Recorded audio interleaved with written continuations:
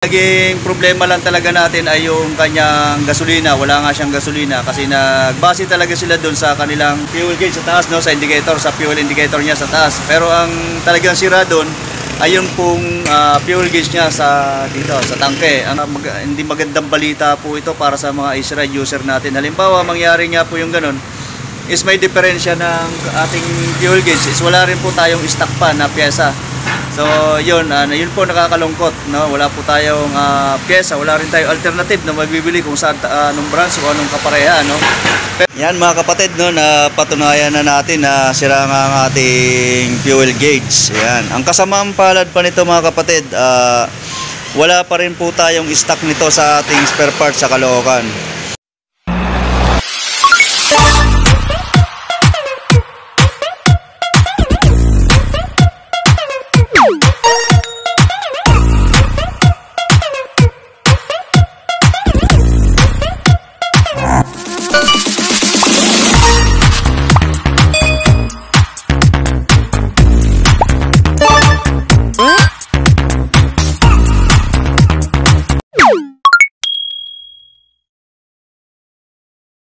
Magandang araw po mga kapatid, magandang umaga, magandang hapon, magandang gabi kung anong oras man po ninyo napapanood ito. Ngayon check natin ang unit ng Easyride 150Q. Tingnan natin kung ito ba ay issue o hindi. Hindi naman umaandar, tumirik. So check natin, puntaan natin, huwag na natin patagalin to. Yung motor na sinasabi ko mga kapatid, ito yung hinatak namin, kinuha namin. So, hindi daw umaandar, so na-check ko na rin naman to, pero dinala pa rin namin, dito ko na-check. Easyride 150Q. Tingin ko dito naging diferensya, wala lang gasolina, So ang naging problema talaga nito, siguro dito. Ayan, sa kanya fuel gauge natin to mga kapatid. Lalagyan natin ng gas, i-dextrose natin. Ito ang ating dextrose. So tatry natin kung magkakaya, kung talagang yun ang nagiging diferensya niya, walang gasolina. Kasi nagtiwala siya masyado nga doon sa pinakita natin kanina, dito sa kanyang fuel gauge, kasi halos kalahati talaga naman. Pero nung na-check ko ang kanyang tangke, walang laman o empty. I-check natin mamaya yung kanyang fuel gauge dito sa kanyang tangke kung gagana doon sa taas. Pero at the same time, papaandarin muna natin, dextrose natin, para makita natin na yun nga lang ang naging problema. So punta kaagad tayo sa kanyang pinaka problema ng motor, doon sa yun nga, sa gasolina. Antayin nyo, dextrose natin. Tayo, tatanggalin muna natin ang kanyang hose, dito sa ilalim ng carb para malagyan natin ng dextrose, mapaandar natin. Tapos punta na tayo sa pinaka tangke niya, so sa kanyang floater para ma-check natin. Ayan, babaklasin muna natin. Tayo mga kapatid, para makuha na natin yung sakit nitong kanyang Easyride na 150Q. Kailangan lang natin tanggalin muna yung kanyang air cleaner para ma-chop natin siya,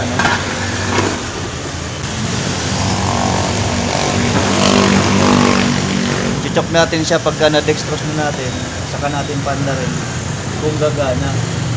Kasi yun nga, ayaw daw umandar. Sabi ko baka naulanan, hindi naman daw. So yun, ano lang natin.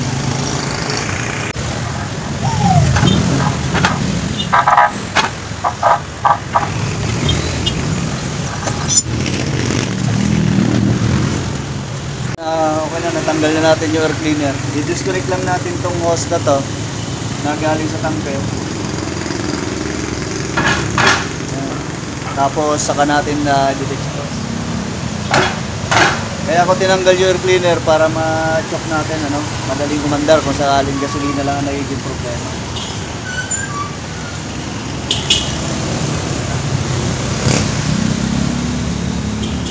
Medyo matigas lang yung ko na hose. So matagal na rin na hindi nagagamit. Hindi kumakasya dun sa bukana sa lagayan ng ng hose tank.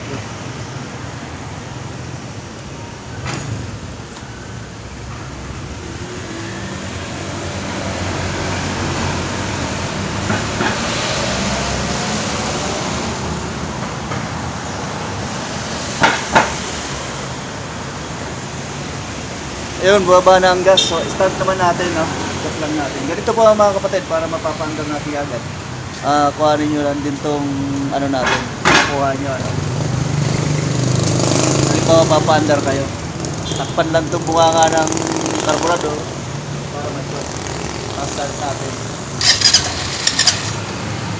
So, ayan, may gasolina kagad. Start natin siya.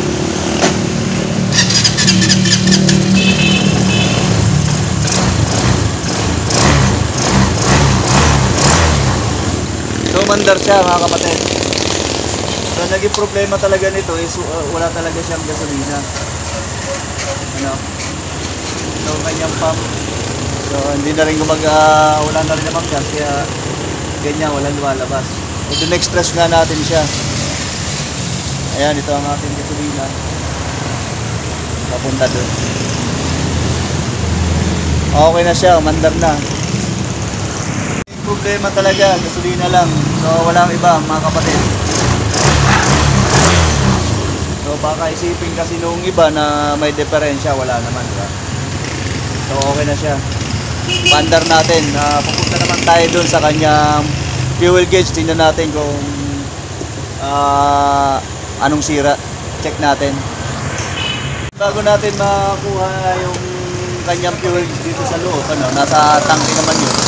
Kailangan natin munang baklas nila naman itong mga gilid. So, simulan natin mga kapatid, baklas muna tayo para makuha natin yung kanyang, yung kanyang fuel gauge.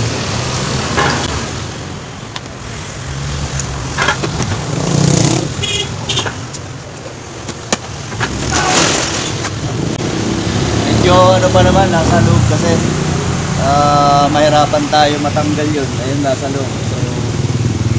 Ilang tornilyo ang kailangan natin baklasin, pero kailangan din natin tanggalin pa to. Siguro baka pati itong upuan, ano? Tuloy-tuloy natin to mga kapatid. Doon naman tayo sa kabila.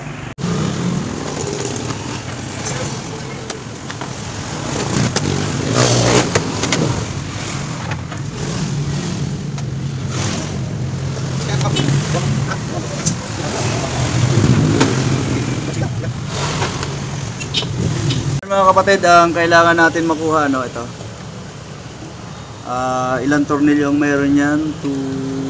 So may 6 na tornilyo na number 8 ang size. So kailangan natin makuha yon para maano natin yung kanyang gauge kung gumagana, para ma-check natin. Babaklasin ko muna itong upuan.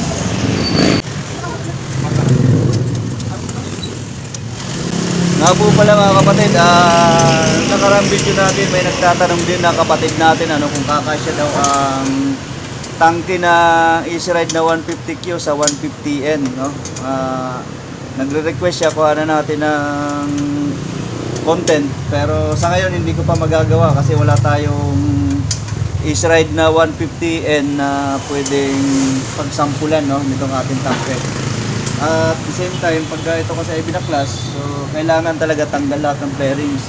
Kasi hindi natin siya pwede labas pag ganun, pa-side ang labas, or pa-ilalim.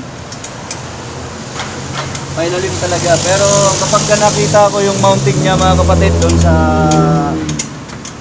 tangke, makikita ko, sabihin ko po sa inyo agad, gawa natin ng content na kung kakasya o hindi.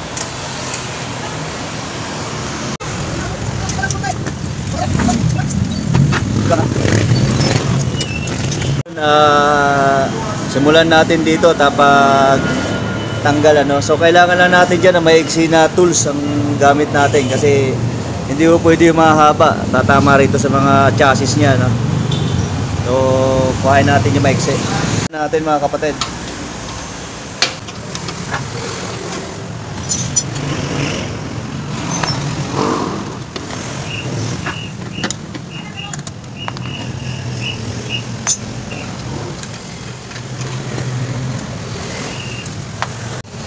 Ayan, ito na.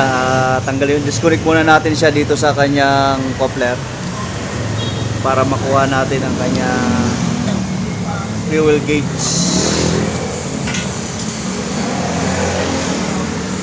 Ito na pansinin nyo ang itsura niya mga kapatid. siya. Sasalpak natin, tapos titingnan natin doon sa dashboard.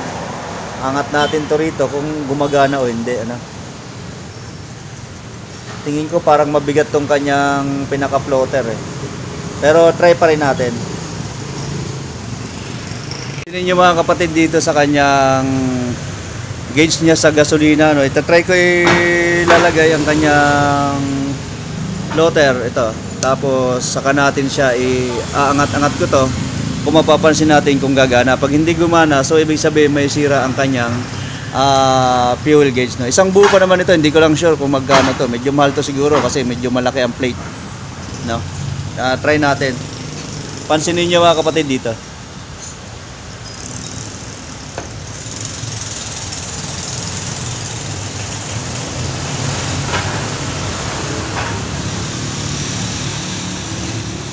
So hindi nga siya, ayan, gumalaw siya. Tapos check natin. So wala siyang function, ano? Hindi nagbabago. Ayan, inaangat-angat ko na rito. So negative. Wala talaga, hindi talaga siya gumagana. So wala talaga. So ang sira nito ay ang kanyang fuel gauge.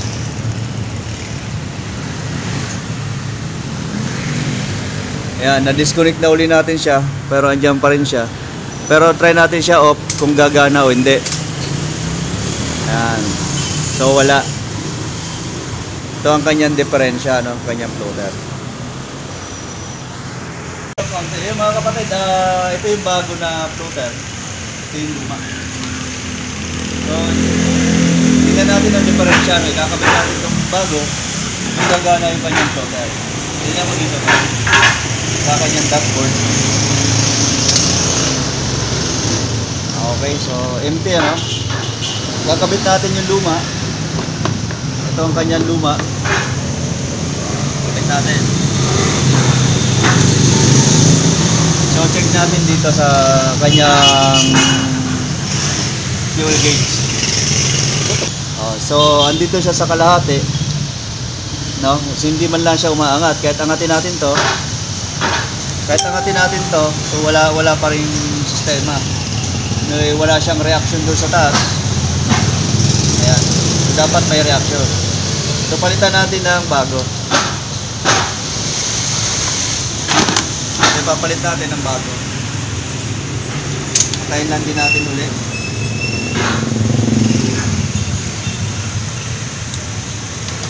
So kung familiar kayo, ayan, nakababa siya. So ibig sabihin walang gas yan, empty. Open natin para makita.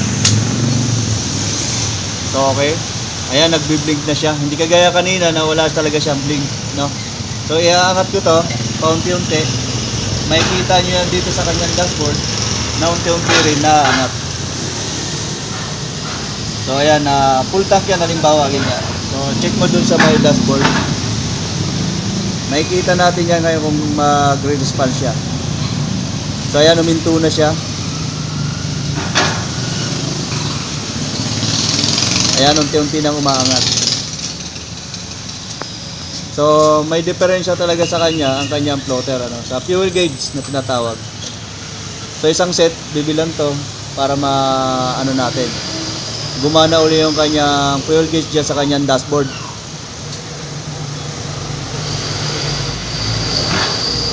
Ayan, so yun, walang naging problema sa kung ano man mga kapatid, kundi dyan lang sa kanyang fuel gauge. Kaya ang nangyari doon sa may-ari ay parang nagkampante siya dahil nasa kalahati niya, no, hindi niya talaga alam na sira naman talaga. So ibababa ko na ulito, babalik sa dati yan.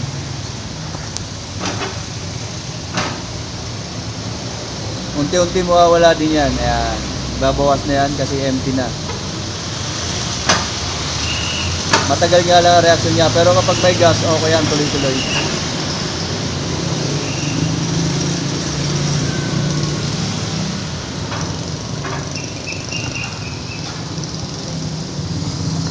So ayan, ano, paunti-unti na lang siya, no. So ilang bar na lang. Ayan, wala na. Ayan, hanggang sa mag-empty na siya. Ayan, so yun, naging diferensya niya mga kapatid, ang kanyang fuel gauge or floater na tinatawag. Yan mga kapatid, no, napatunayan na natin na sira nga ang ating fuel gauge. Yan. Ang kasamang palad pa nito mga kapatid, wala pa rin po tayong stock nito sa ating spare parts sa Caloocan. So sana check nyo lang lagi na wag naman po sana masira din yung ating floater, kasi mahirap po tayo makakuha pa sa ngayon. Wala pa pong stock sa ating tindahan. Ayun.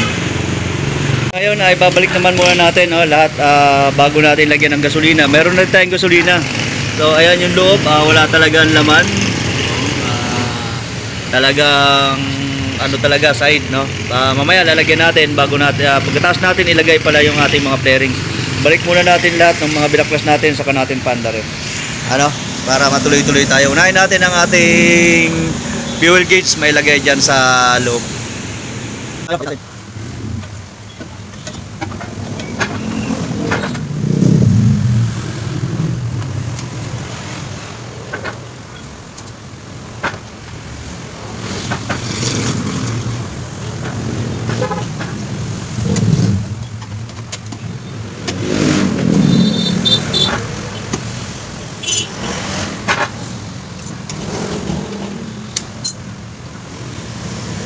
Ayos, naikabit na natin. Sunod naman natin yung mga muna, yung upuan.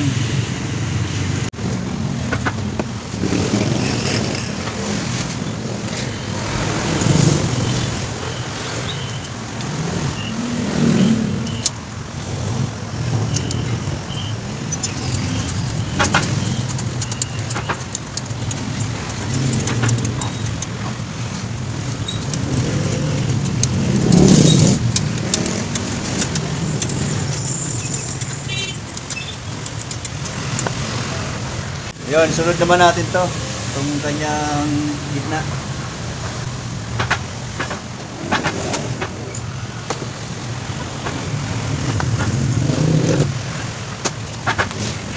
Natin dito sa right side muna pagka kabit bago tayo doon sa kabila naman.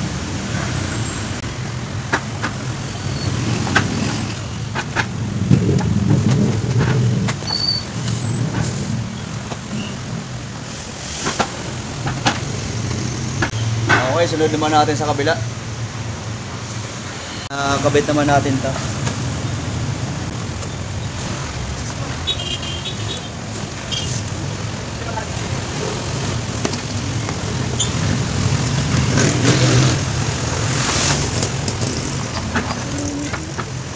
Okay, tapos tayo dun. Sunod natin ang air cleaner. Naman natin yung kanyang air cleaner. Pati itong hose, balik natin.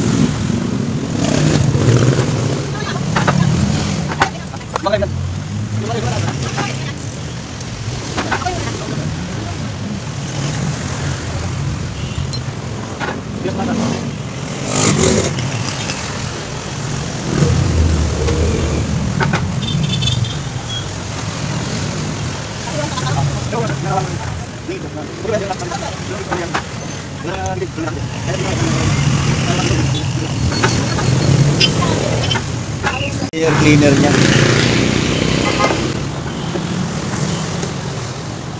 Tapos kuberan na rin natin para masalina natin ang gasolina. Natin ang gas. Para malaman natin kung aandar na siya, no? Malaki ang imbudo natin, mahaba-haba.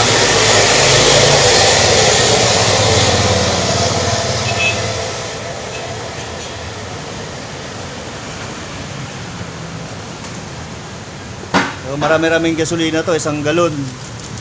Sasali natin.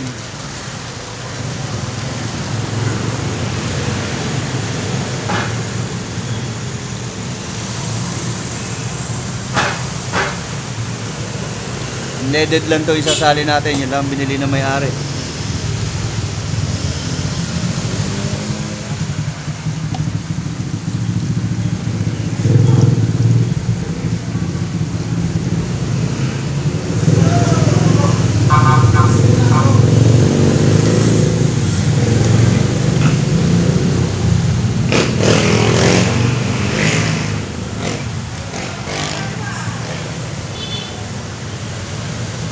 Okay.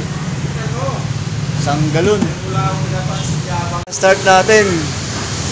Pero hindi talaga gagana ang ano nito mga kapatid, ang fuel gauge niya, no. Ay, umangat ng isa, oh. Pero sa baba hindi. Sira talaga yung ano niya. Start natin. Ayan.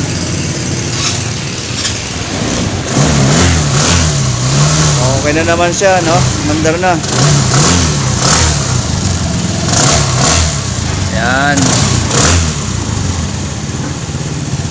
So walang ano dito, no, walang naging issue kundi ang gasolina, nawala ang gas niya. At yun nga, nasira sa kanya yung kanyang fuel gauge, no. Dito sa indicator, okay na, gumagana hanggang kalahati lang talaga sa indicator niya. Pero sa kanyang fuel gauge mismo is hindi na po gumagana. Kaya yun ang naging diferensya niya. Yan, okay na uli.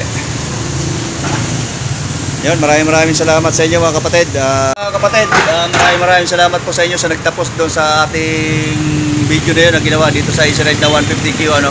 Yun nga po, ang naging problema lang talaga natin ay yung kanyang gasolina. Wala nga siyang gasolina kasi nagbase talaga sila doon sa kanilang fuel indicator niya sa taas. Pero ang talagang sira doon ay yung pong fuel gauge niya sa dito sa tangke. Hindi maganda, no, hindi magandang balita po ito para sa mga Israel user natin. Halimbawa, mangyari nga po yung ganun is may diferensya ng ating fuel gauge is wala rin po tayong stock pa na pyesa. So yun po nakakalungkot, no? Wala po tayong pyesa, wala rin tayong alternative na mabibili kung saan anong branch o anong kapareha, no? Pero hanapan pa rin natin kung halimbawa man makakuha tayo ng kaparehas ng fuel gauge dito. Kung halimbawa man masira din yung sa inyo. Pero halimbawa na may stock na po tayo sa ating parts is update ko po kayo kaagad mga kapatid. Ayun, maraming salamat po mga kapatid. Hanggang sa muli po at maraming salamat sa inyo pong pagtuto kung natapos niyo po yung video natin na ginawa na yun, ano? Muli, ako po si Amado Vlogs. Maraming salamat po sa inyo. Ingat po tayong lahat mga kapatid.